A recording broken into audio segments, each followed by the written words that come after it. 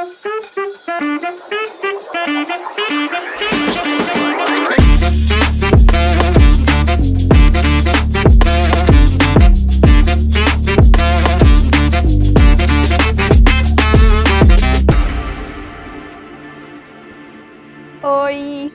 Olá pessoal, eu sou Carol, eu sou Luísa, sejam bem-vindos ao Pirando Nisso especial de verão. A gente tá aqui em Porto de Galinhas, nosso habitat natural. Isso.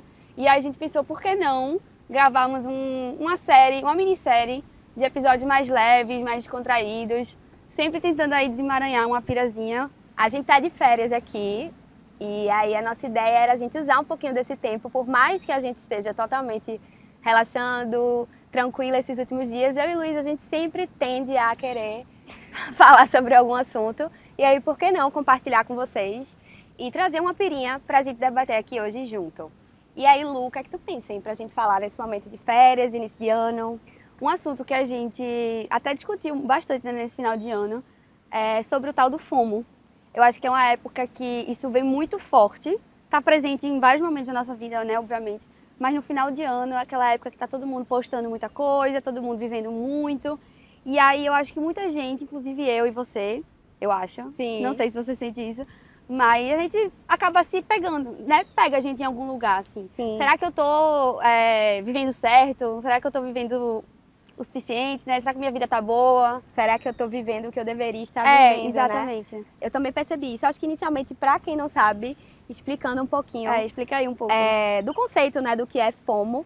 É um termo em inglês, uma sigla que significa Fear of Missing Out, que em português é medo de estar perdendo alguma coisa, de estar de fora. E que, obviamente, isso é algo que sempre existiu. A gente deu um nome, né, para isso hoje aí na contemporaneidade, mas isso se relaciona diretamente com o desejo, com o olhar para o outro, então sempre esteve presente. Mas eu acho que hoje a gente vive, de fato, uma epidemia do FOMO. Sim. Né? A gente está constantemente olhando a vida do outro, né? Diretamente se relacionando com o que o outro está fazendo, vivendo, conquistando. Então a tendência é que a gente esteja sempre se voltando, né, para esse olhar para a experiência das outras pessoas e sentindo cada vez mais essa ansiedade de tô perdendo alguma coisa muito valiosa. E aí, Lu, me diz, tu sente FOMO? Sim, eu acho que a palavra que tu usou foi perfeita, porque pra mim é uma ansiedade mesmo. Sim. Se manifesta dessa forma, né? E eu tenho bastante isso. Eu acho que ao longo da vida você acaba perdendo isso. Acho que a gente vai chegar lá em algum momento do episódio. Assim, conforme você vai crescendo, vai reavaliando as coisas, etc., você perde um pouco essa ansiedade. Mas eu sou uma pessoa que tem o FOMO bastante. E pra mim, assim, é engraçado, porque eu acho que muita gente relaciona FOMO a, assim, perder grandes eventos, né, grandes programações, grandes festas e etc. Mas pra mim pega num ponto de, se eu não fizer isso, se eu não fizer aquilo, não precisa ser algo grandioso. Eu estou perdendo memórias com meus amigos, eles vão me esquecer se eu não for, entendeu? Sim. Eles vão estar lá vivendo alguma coisa muito massa, que não tem muito a ver com o lugar que eles estão, nem a viagem que eles estão fazendo, é mais assim, aquele momento de qualidade que eu estou perdendo. Sim. Então, pra mim, o FOMO pega nesse lugar, assim, Sim. sabe?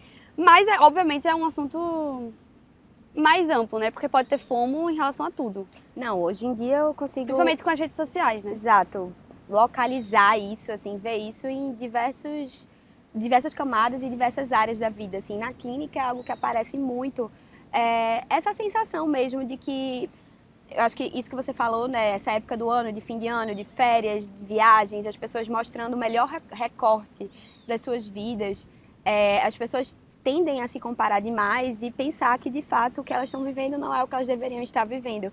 E aí eu penso também no nível de energia e desgaste que a gente coloca nisso para poder estar atendendo essa angústia do FOMO. Sim. Né? Porque muitas vezes a gente se propõe a investir energeticamente, financeiramente, em coisas que talvez não sejam tão importantes pra gente ou coisas que não fariam sentido naquele momento, mas diante do social, né, diante desse externo que está gritando o tempo todo que isso é o que você deve fazer, de que Exato. você deve seguir essa trend, de que você deve ir para esse lugar, que você deve fazer tal viagem, ou que você deve seguir tal carreira, porque até isso hoje, né, as pessoas têm mostrado e compartilhado muito.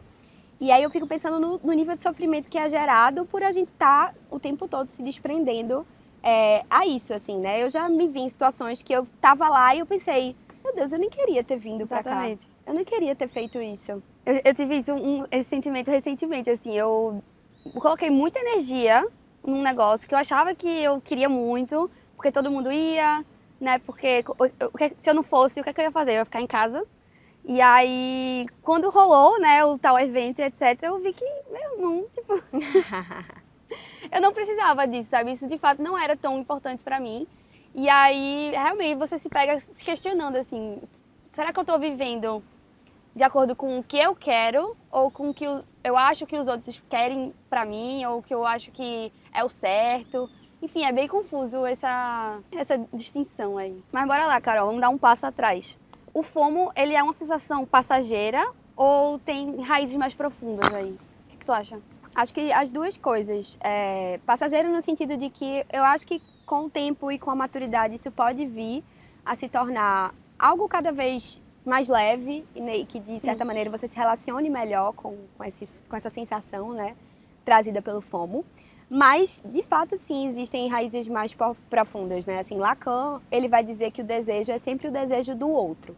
Né? Então, a gente sempre se constitui nessa relação com o outro. Sim. Então, é muito interessante, assim, a gente vê criança, né, quando ela vai para a escola e aí ela vê o amiguinho com brinquedo. E aí, naquele momento, ela quer o brinquedo do amiguinho. Ela tem o brinquedo dela, mas ela quer o brinquedo do amiguinho. Então, isso é uma ilustração, assim, uma forma da gente perceber o quanto... Quando a gente vê que tem uma outra pessoa escolhendo algo, a gente pensa, será que eu não deveria estar escolhendo isso também? Você repensa até suas próprias vontades e escolhas, né? Exato. E eu acho que isso é muito natural da gente perceber no movimento comportamental mesmo, assim, todas as pessoas estão namorando, então eu deveria estar namorando. Tal amiga e tal amiga ficou solteira. Caramba, será que eu não devia ficar solteira para viver o que ela está vivendo? Então, essa máxima, né, de Lacan, eu acho que fala muito disso, assim, da gente, esse desejo do outro, parece que quando ele aparece, ele nos dá sinal de algo que a gente deveria estar desejando também. Então, eu acho que essas raízes, né, como você perguntou, mais profundas, elas existem, mas ao mesmo tempo, isso de ser passageiro vai depender muito, né, de cada pessoa. Eu acho que de cada pessoa. cada um tem um tempo, um processo para lidar com as coisas, mas pensando por mim, assim, eu sempre fui uma pessoa que senti muito FOMO. Assim, eu sentia sempre a necessidade. Conversei sobre isso antes de ontem com uma amiga que saí para jantar. E aí ela perguntou, ela falou pra mim, cara, eu acho que esse ano eu te vi tão mais voltada para tuas coisinhas, eu passei um tempo fora, né? E tu sempre foi tão das amigas, das pessoas. E esse ano eu te vi tão voltada para si mesma. E de fato, eu senti isso no final do ano. Agora, essa época de Réveillon, eu amo essa época festiva, de confraternizações, de encontrar pessoas. Mas você tava bem mais na tua. Eu não tava muito com energia mesmo. E acho que um passo importante nisso foi eu reconhecer, porque talvez em outros anos eu tivesse animada, mas também não tivesse com essa energia, mas o FOMO falava mais alto. E eu acho que o FOMO pode até ser esse combustível para você estar vivendo as coisas, sabe? Sim, isso é um ponto que minha mãe sempre fala, assim, ela é familiarizada com o termo, e aí ela sempre fala que nós, jovens, a gente ultrapassa nossos limites, Sim, pra viver o que acha que tem que viver. E aí, nesse final de ano, ela bateu muito nessa tecla comigo.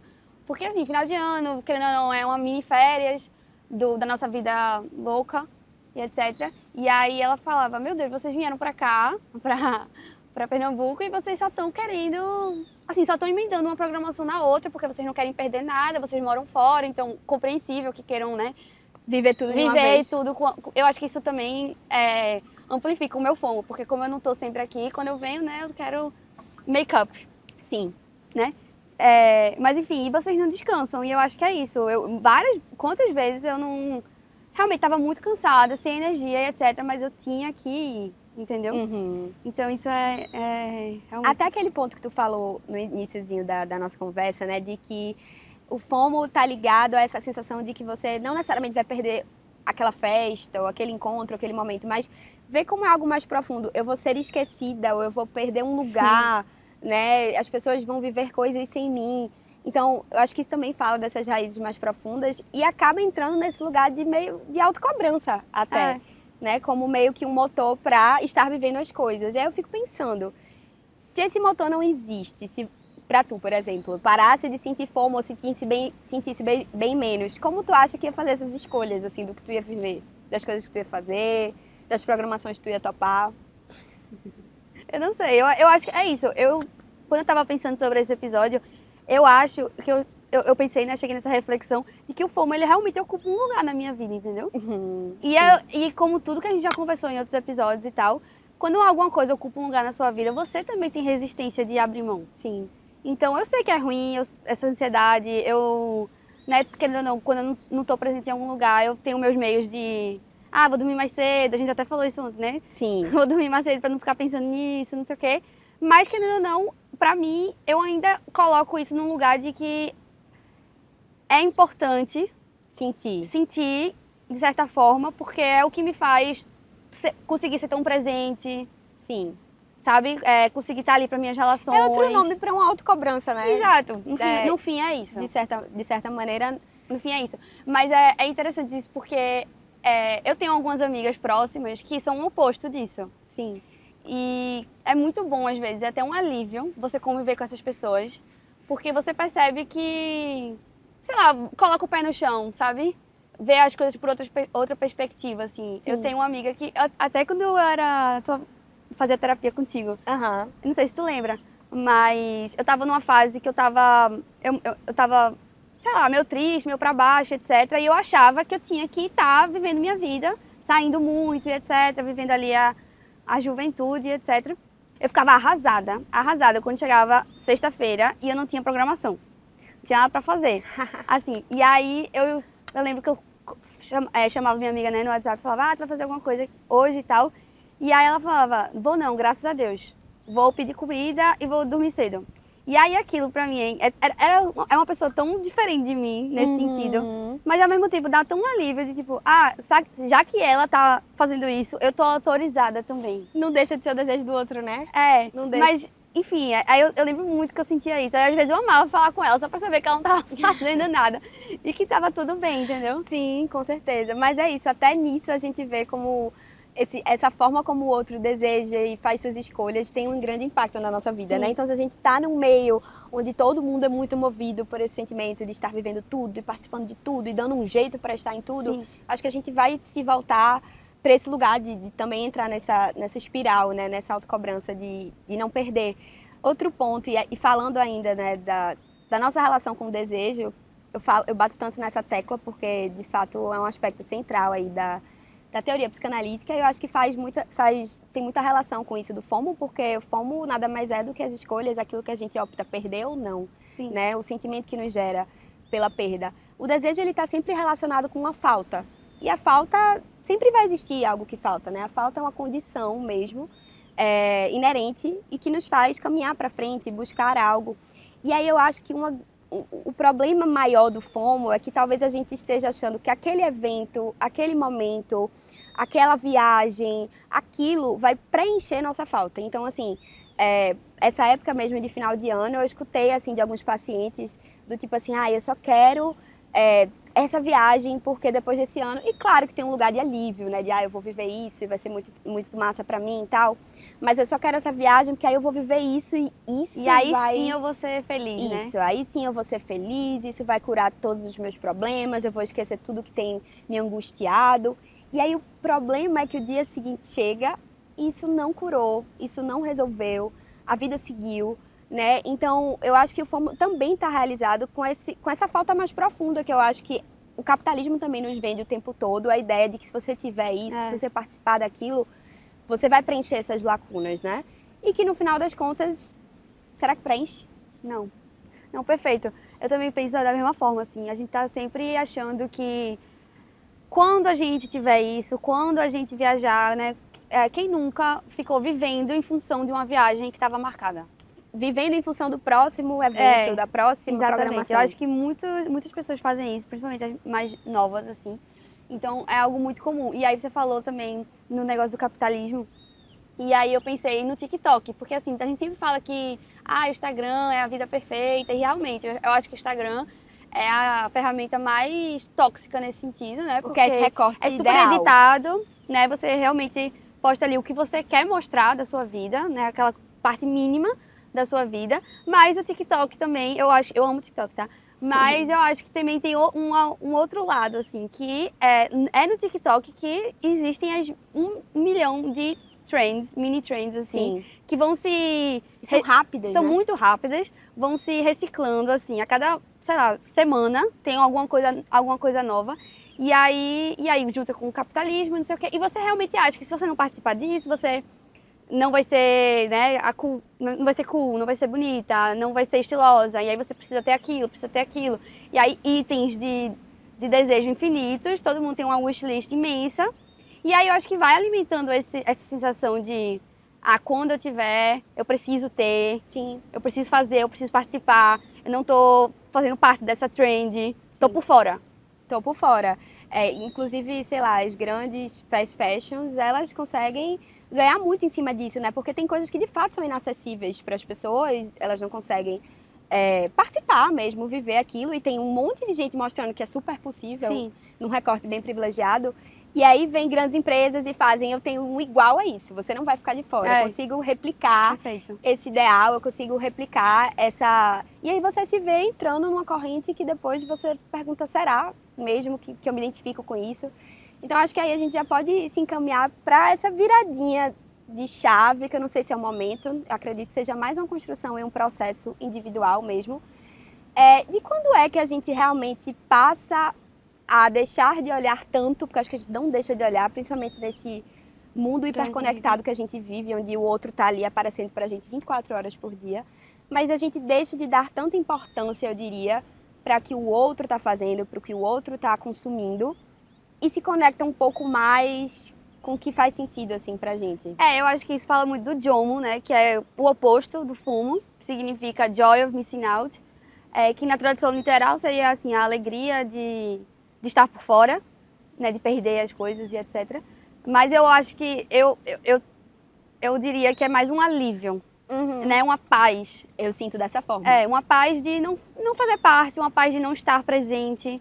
E aí eu acho que essa é a virada do que você está falando aí, né? Sim. Eu não sei quando, eu acho que é um processo individual, realmente, mas eu acho que está muito ligado com a maturidade e a pessoa ter mais clareza sobre quais são suas prioridades. Eu acho que ninguém deixa de ter esse sentimento de ansiedade. Poxa, queria estar naquele lugar, queria estar fazendo isso, que saco que eu não estou naquela viagem com meus amigos. Mas eu acho que isso começa a ter menos peso quando você sabe o que é importante para você, quando você entende o seu momento, sua realidade ali, né? O que você tem para dar de energia, financeiramente também.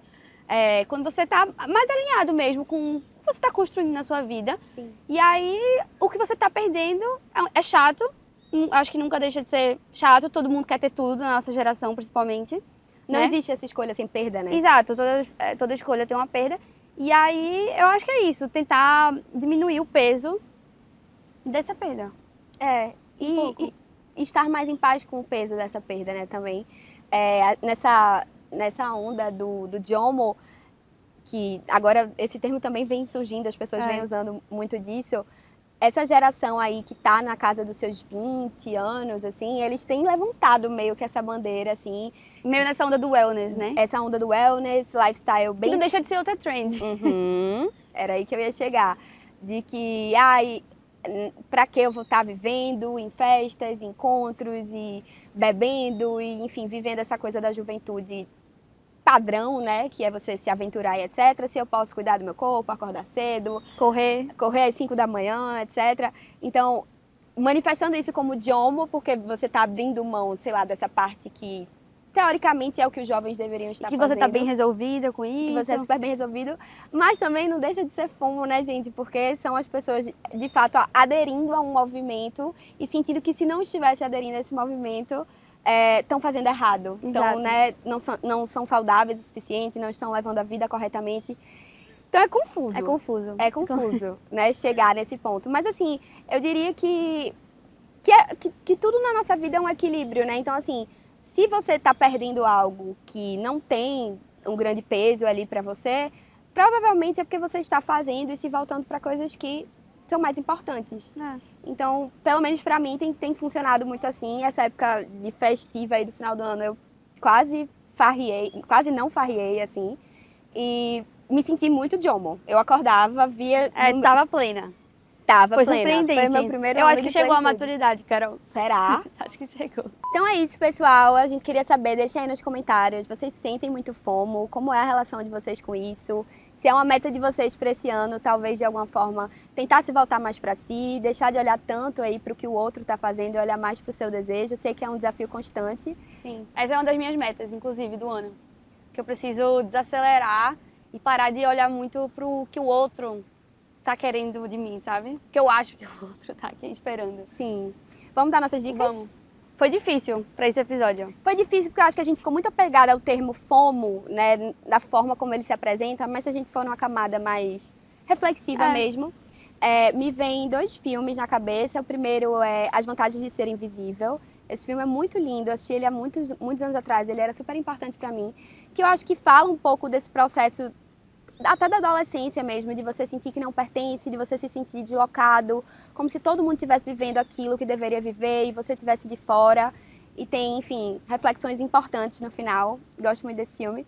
E outro que me veio também agorinha foi Comer, Rezar e Amar, que eu acho que já fala do outro polo, né? De você num outro momento da vida, talvez mais amadurecido, em que ela se distancia tanto assim do tumulto da vida, das exigências da vida cotidiana e vai em busca de si, do que faz sentido para si. E essas são minhas dicas de hoje. Eu vou indicar um livro que se chama Meu Ano de Descanso e Relaxamento. Assim, não é um livro que eu amei, mas foi um livro que me intrigou muito, porque ela também, a personagem, né, ela também faz essa escolha de sair, se distanciar de tudo que ela tá vivendo, do trabalho, das relações, das amizades, dos relacionamentos e etc. E aí ela fica um ano isolada, ela passa um ano dormindo e etc, dentro de casa. Óbvio, né, que tem várias coisas que acontecem ao longo do caminho, mas é um livro também que traz essas reflexões sobre e buscar recomeçar sem ter essas pressões externas, ir atrás do que faz sentido, pensar mesmo, parar, pausar e pensar, sabe? Que eu acho que é um bom manifesto para 2025, assim. Vamos todo mundo usar esse tempo do início do ano para refletir, né? Sim. Para ver o que faz sentido. Nunca li esse. É legal. Pra minha listinha. É legal. Mas é isso, pessoal. Um beijo pra vocês. Beijo. E até a próxima pira.